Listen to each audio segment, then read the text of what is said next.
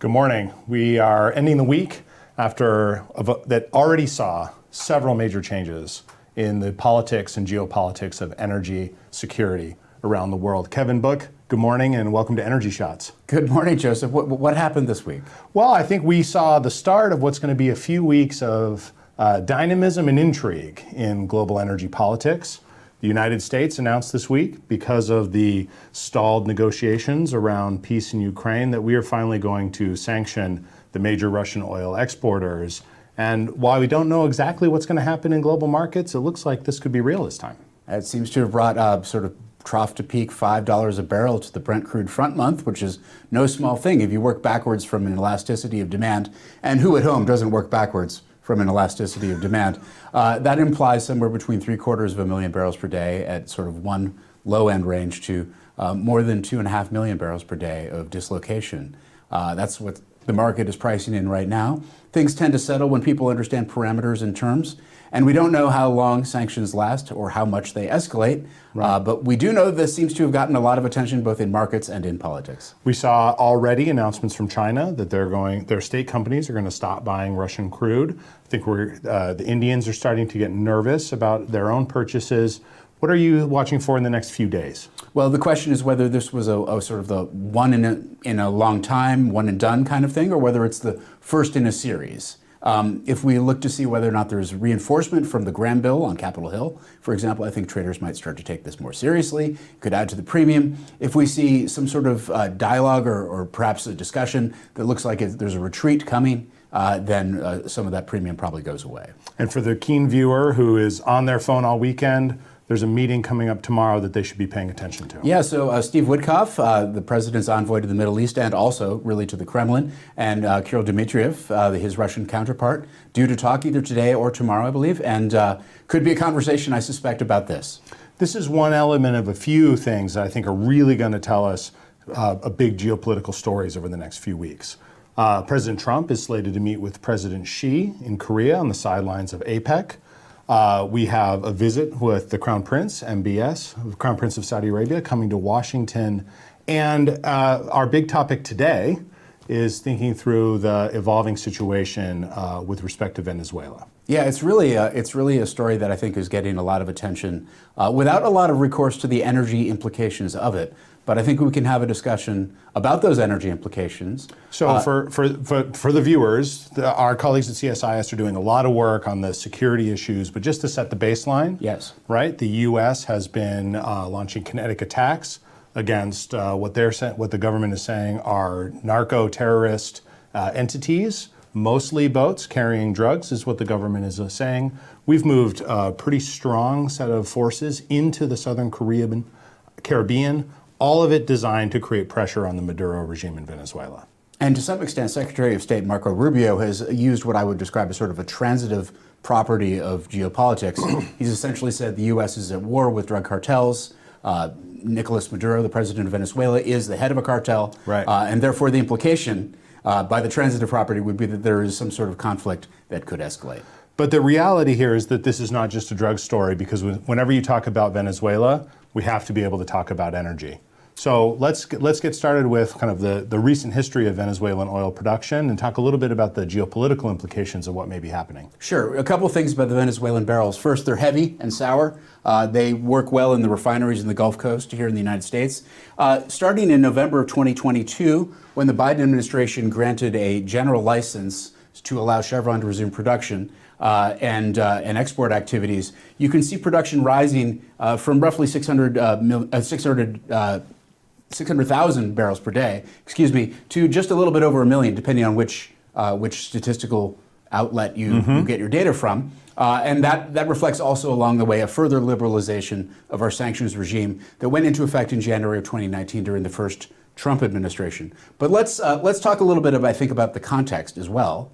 And if we look at why this is such an important story, Venezuela, although producing only about 1 million barrels per day, and we'll come back to that part of the story, is the source of the largest oil reserves in the world. 300 billion barrels proved reserves, right. A lot of it in the form of dense, heavy deposits in the Orinoco Belt. So if you look at what we're talking about here, so oil production began in Venezuela at Lake Maracaibo in 1914. They nationalized their industry in 1975, reopened it with an apertura, an opening to private capital in the 1990s.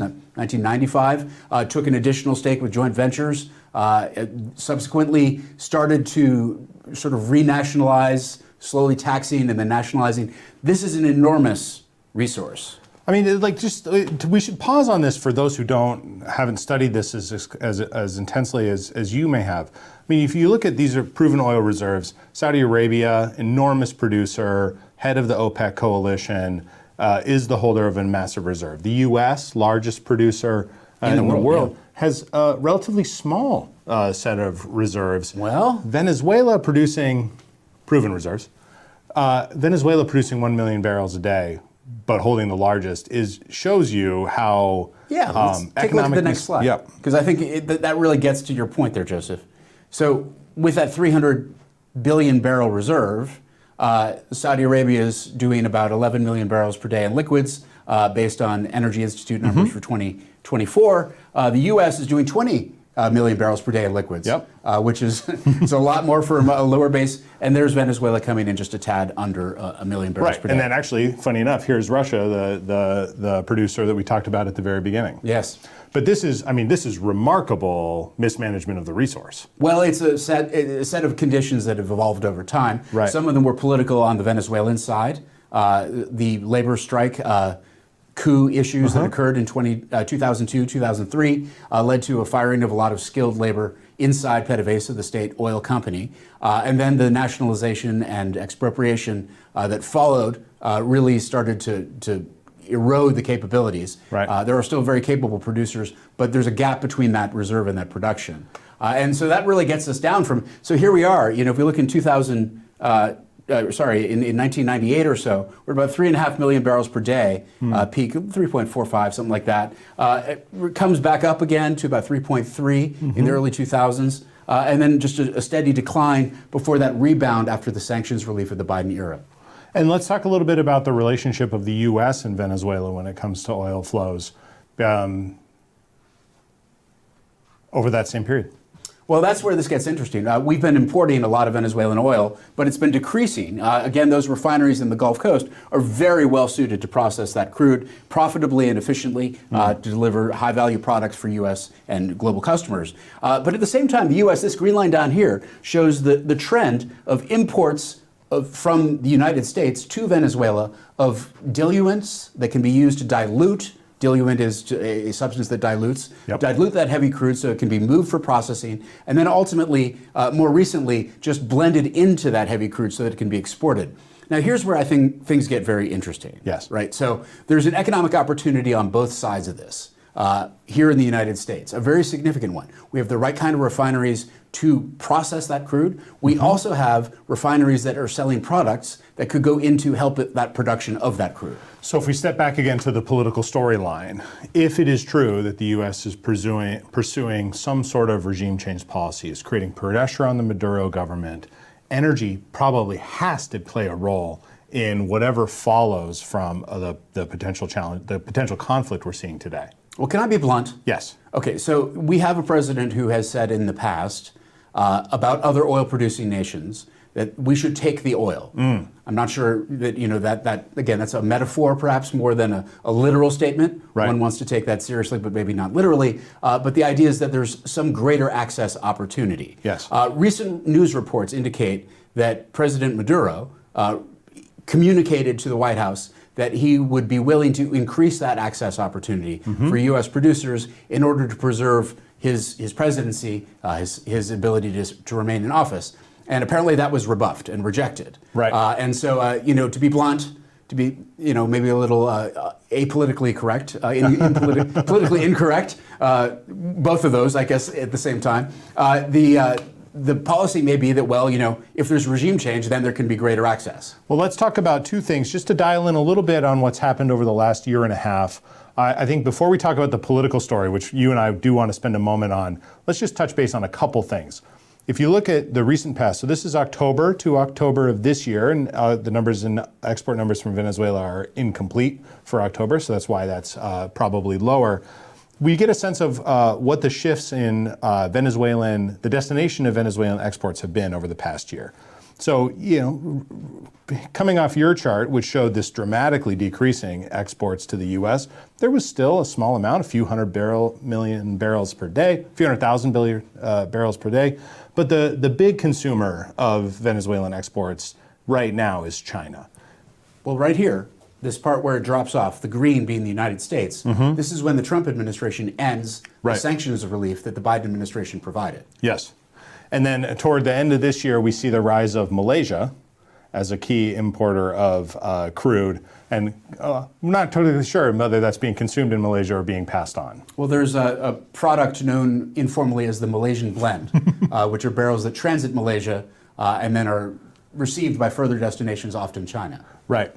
So if there's a perturbation or if there is a change, one of the key things to watch is what are the Chinese going to be thinking about with respect to Venezuelan oil exports. While the numbers, again, are in the few 100,000 barrels per day, it's a not insignificant amount. There are long-term contracts associated with these exports. Sure, and barrels in kind for the repayment of debt. Yep.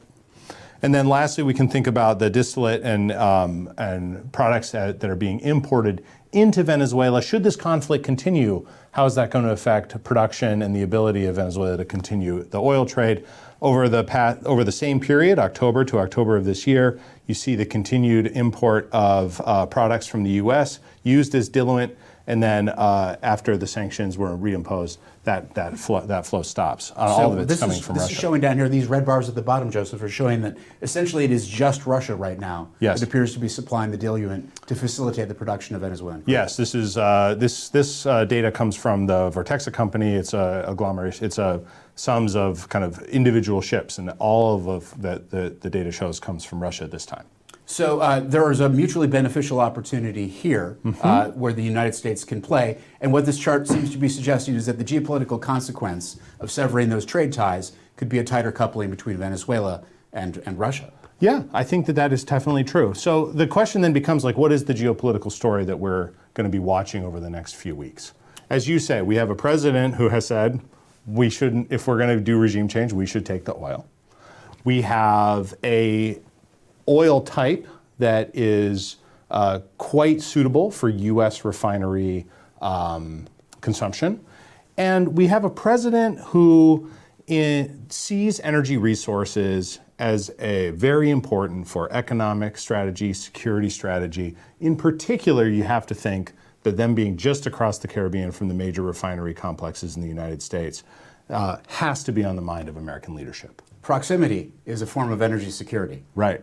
So it's not clear. So to be fair, what we have described is essentially a drug interdiction mission with engagement optionality. Yep. But what seems increasingly evident is that we're getting closer to the exercise of that option, either directly or indirectly, inducing some sort of movement or political action from within.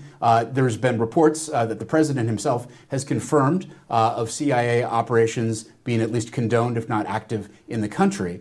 So we may be getting closer to this discussion about what a day after Maduro looks like, which has been a long discussion that's been going on for years and years and years, and yet he remains in office. One of the things that the first Trump administration told us, one of the things we shouldn't ignore, is that the first Trump administration endorsed the interim presidency of Juan Guaido, who in 2019 assumed the presidency under Article 233 of the Venezuelan Constitution in the wake of what he deemed and the opposition deemed a disputed election. He was the president of the National Assembly. 50 countries globally essentially recognized him as president, but it turns out that a virtual presidency is no match for actual militia and actual guns. So I think that we should kind of close with kind of two key questions.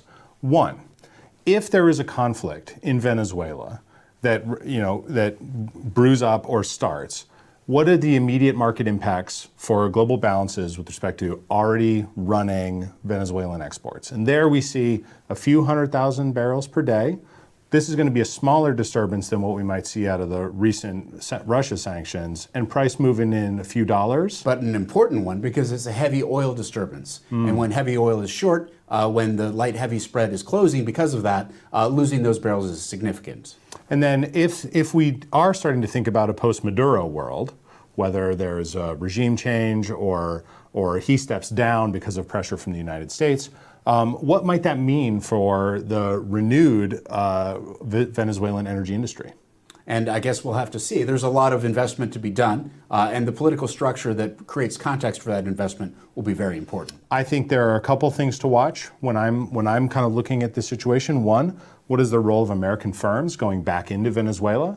So much value was expropriated in the early part of this century. What's the appetite going to be? And what can the U.S. government do to try and drive investment into Venezuela from American companies? As I kind of think about different storylines going on, one thing that has come to mind to me, I have no inside knowledge whether anybody in the government is thinking this, but we have a president that wants to refill the Strategic Petroleum Reserve. They want to do that without disturbing existing global balances. And for a government that's very comfortable with state intervention in markets, you might see a play there to say, hey, let's take some of this Venezuelan oil, let's use it to fill the SPR. What we need for the next episode is we need to have producers who can help us cue a record-scratching sound, because I think that was an extraordinary statement. Certainly, there is demand for a heavier, sourer barrel in times of shortage. We've seen that in recent years. Having that in the strategic reserve has been a goal, a diversification goal for the reserve for some time. That particular mode of acquisition would be very interesting indeed. But as you say, the president has said historically, we know, if we're going to be intervening abroad, we should get something for it. And I can totally foresee an American first tug of war between the coalitions that are saying this is about American security and a renewed sort of Monroe Doctrine approach to regional spheres of influence. Fighting against a part of the coalition that is very, very weary of foreign intervention. There are energy stakes to the question, and we'll be following them the whole time. Well, I want to also compliment you, Joseph, for bringing in the Strategic Petroleum Reserve on a week when the Department of Energy has just recently announced a solicitation for 1 million barrels for acquisition into the reserve. It could be a lot more than 1 million with what you're describing. I was going to say those are rookie numbers in this racket when we think about all that Venezuelan oil. Kevin, thank you so much for joining us on Energy Shots this morning. Great to be with you, Joseph. Colleagues, we'll see you again in a couple weeks. Thank you kindly for your attention. This is Joseph Majkut signing off.